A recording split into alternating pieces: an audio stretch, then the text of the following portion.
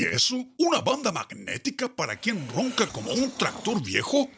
Esta cosa funcionará, Ramón. Vamos a descubrir, porque lo compré. Está aquí. Y vamos a roncar con esta cosa.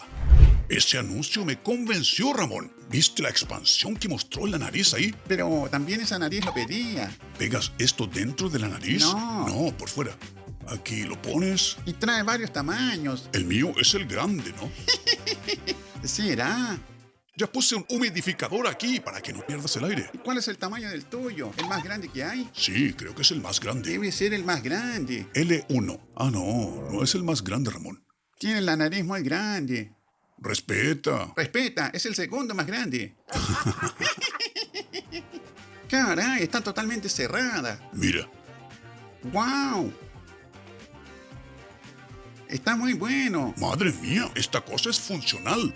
Para los que roncan, esto debe ser realmente bueno. Ahí lo tienes. Si roncas como un molinillo de caña de azúcar, esta cosa funciona. Y no dejes de seguirnos para ver las pruebas de todos los productos de Internet.